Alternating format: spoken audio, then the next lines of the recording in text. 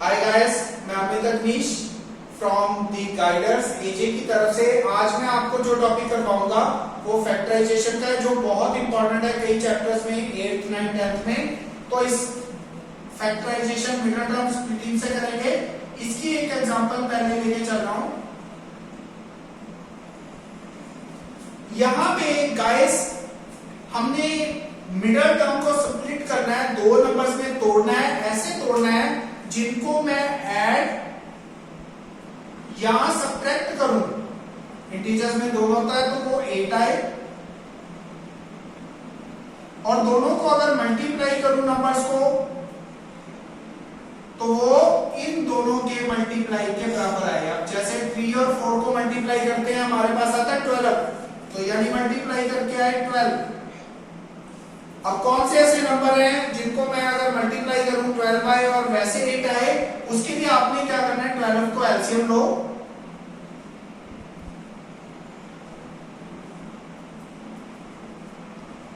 अब यहां पे एलसीएम जो लिया हुआ है आपने, इसको दो ऐसे ग्रुप्स में बनाओ कि 8 बनाना है आपने। जैसे आप मैंने यहां पे ग्रुप बनता है 3 और इन्हीं बाहर वाले नंबर से 3 और 2 देखिए, 3 2 या 6, तो दूसरा ग्रुप क्या है 2 6 प्लस 2 8। ऐसे ग्रुप के दो कॉम्बिनेशंस बनाने हैं जिसमें ये सेंटर वाला नंबर आए। तो अब मेरे पास नंबर आए हैं 6 और 2। अब आपने क्या करना है, मिडल टर्म में बाहर वाली टर्म्स एज इट इज लिख लो, और सेंटर वाली में जो पहले वाला बड़ा नंबर है उसको सेंटर में जो साइन है उस साइन के साथ पहले लिखो, x साथ में लगाओ, फिर दूसरा नंबर x साथ में लगाओ। अब हम यहां पे इसको कॉमन लेंगे। अब इस कॉमन में सबसे पहले आप देखोगे 3 और 6 फैक्टर में 3 का मतलब है 3 into 1, 6 का 3 into 2, तो कॉमन क्या आ रहा है, कॉमन आ रहा है 3 कॉमन आ रहा है।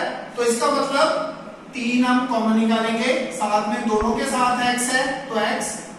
अब यहां पे क्या बचा, यहां पे 1 बचा, 1 और x स्क्वायर था, एक x बाहर निकाल दिया तो एक x रह गया 1x, यानी x प्लस यहां पे 6 में 3 कॉमन निकाल दिया, रह गया 2, और x तो एक ही था वो बाहर निकाल दिया। सेम एज मैं यहां पे इधर कॉमन नहीं लूंगा। अब यहां पे 2 और 4 के साथ 2 into 1, 2 into 2, 4 के फैक्टर 2 into 2, तो अब यहां पे क्या बनेगा, कॉमन आ रहा है 2, x तो एक के साथ है तो x कॉमन ही आएगा। अब यहां पे क्या बच गया 1x, यानी x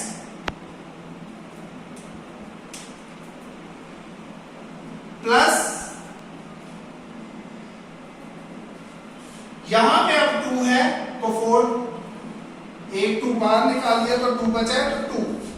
अब आपने बाहर वाले नंबर को अलग लिखना है, इकट्ठे करो, और अंदर वाला, और आपका सम राइट है रॉन्ग है ये इस पर इंडिकेट करता है कि आपके ये दोनों सेम आने चाहिए। तो ये आपके दो फैक्टर्स में कन्वर्ट हो गए। अब इसी तरह कई बार जो मिडल टर्म है वो सब्ट्रैक्ट करके भी बनती है, उसकी एक एग्जांपल लेके चलते हैं हम। मान लो इसमें ये नंबर, ये था आपकी इक्वेशन, दोबारा लिखता हूं, 3x square plus x minus 4। अब हम सबसे पहले देखेंगे कि सब्ट्रैक्ट करके क्या चाहिए, एड एंड सब्ट्रैक्ट, और मल्टीप्लाई करके क्या चाहिए। अब मुझे मिडल में जो नंबर है, यानी कि मैंने दो नंबर को ऐसे तोड़ना है कि अगर मैं दोनों को ऐड या सब्ट्रैक्ट करूं तो मेरा सेंटर वाला नंबर हो। अब सेंटर में है 1, यानी मुझे ऐड और सब्ट्रैक्ट करके 1 चाहिए, और अगर मैं दोनों को मल्टीप्लाई करूं तो वो अगेन 12 चाहिए। अब यहां पे कौन से ऐसे दो नंबर हैं वो अगर देखना है, अगर एज इट इज पता लगता है तो आप इसको करके भी देखो, पता लगता है सीधा लिख लो। अब यहां देखिए अब दो ग्रुप ऐसे बनाओ कि आपने 1 बनाना है। अब ये देखिए मैंने 2 और 2 को इकट्ठा लिया, 2 2 या 4, ये रिमेन बचा 3। अब देखिए 4 माइनस 3 1 आ रहा है। तो मेरे दो फैक्टर्स हैं, एक 4 और एक 3। अब आपने सेम बाहर वाले नंबर एज इट इज लिखो। अब मैंने सब्ट्रैक्ट करके नंबर लिया है, तो आपने एक याद रखो कि जो दोनों के बीच वाले साइन हैं वो कैसे होंगे। अगर तो मैं ऐड करके ले रहा हूं तो सेम साइन, अगर मैं सब्ट्रैक्ट करके ले रहा हूं तो डिफरेंट साइन।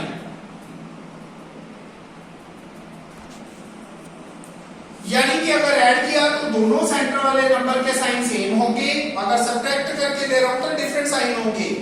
पहले नंबर पे आपने ये साइन की गलती ना हो तो जो सेंटर पे साइन है वो लगा लो, और बड़ा दोनों में से नंबर है स्प्लिटिंग करने में वो लगा लो। 4 बड़ा था तो साथ में x लिया। अब 3 देखिए, अब मैंने क्या बोला था, मैंने ये सब्ट्रैक्ट करके 1 आ रहा है तो इसका मतलब डिफरेंट साइन। अब यहां अगर प्लस है तो यहां माइनस आएगा। अब यहां पे आएगा 3x माइनस 4। अब आपने क्या करना है, यहां से कॉमन निकालिए, यहां से कॉमन निकालिए, यहां से कॉमन आ रहा है x। 3 और 4 किसी फैक्टर में नहीं आ रहे। अब यहां पे बचेगा 3x प्लस यहां पे बचेगा 4। अब यहां पे देखिए, यहां पे दोनों तरफ x है तो x कॉमन नहीं आएगा।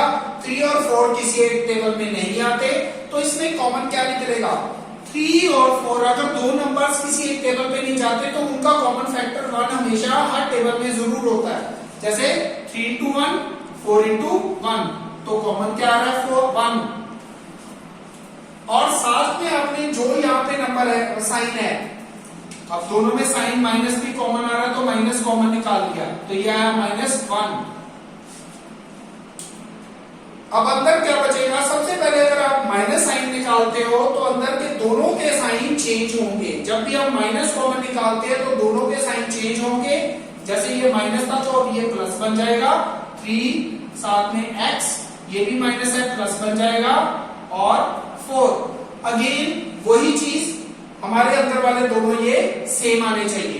तो आप बाहर वाले अलग इकट्ठे करो, x माइनस 1 3x प्लस 4, तो ये आपकी फैक्टराइजेशन बन गई है सब्ट्रैक्शन के साथ। जब हम मिडल टर्म बाय सब्ट्रैक्शन ले लें, पहले वाले में ऐड के साथ लिया था, अब हमने सब्ट्रैक्ट करके मिडल टर्म ली है।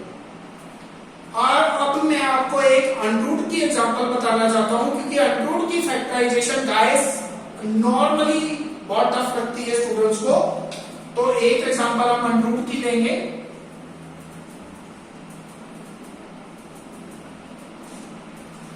अनरूट की एग्जांपल के लिए under root 2x² plus 4x plus 2 under root 2।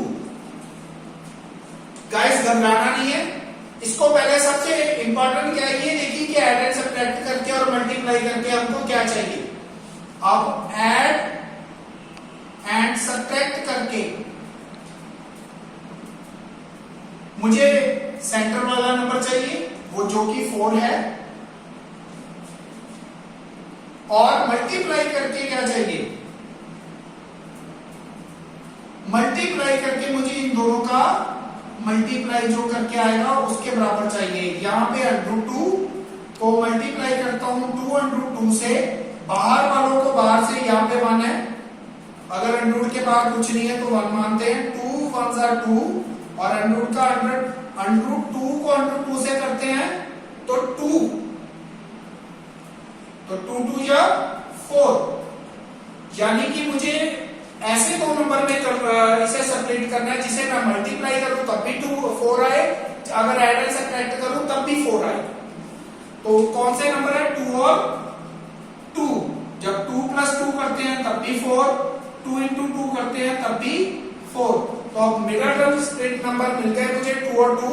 अब कैसे करेंगे आप, पहले साइड वाले एज इट इज लिख लो, प्लस, अब दोनों ही प्लस के हैं, 2x सेम। अब देखिए मैंने ऐड करके ले रहा हूं, फिर सेंटर वाला साइन पहले प्लस लिखा है, ऐड करके लिया है, तो यहां पे सेम साइन मतलब अगर यहां प्लस है तो यहां भी दूसरे के साथ भी प्लस ही लगेगा। अगर यहां माइनस होता तो यहां भी माइनस होता था। अब मिडल टर्म स्प्लिटिंग में गाइस अंडरूट में आप ध्यान रखिए कि ये जो 2 है मुझे इसे अंडरूट में तोड़ना पड़ेगा, क्योंकि यहाँ पे अंडरूट है कॉमन निकालने के लिए। तो आप गाइस याद रखो 2 के under root in terms of under root factor क्या होते हैं, अंडरूट 2 इंटू अंडरूट 2। अंडरूट 2 को अंडरूट 2 से मल्टीप्लाई करते हैं तो 2 मिलता है, तो अंडरूट 2 को मल्टीप्लाई 1 करेंगे तो यहां कॉमन क्या आ रहा है, अंडरूट 2। तो अब मैं ऐसे ही अंडरूट 2 कॉमन निकालूंगा, साथ में दोनों के साथ x है तो एक x भी कॉमन आएगा।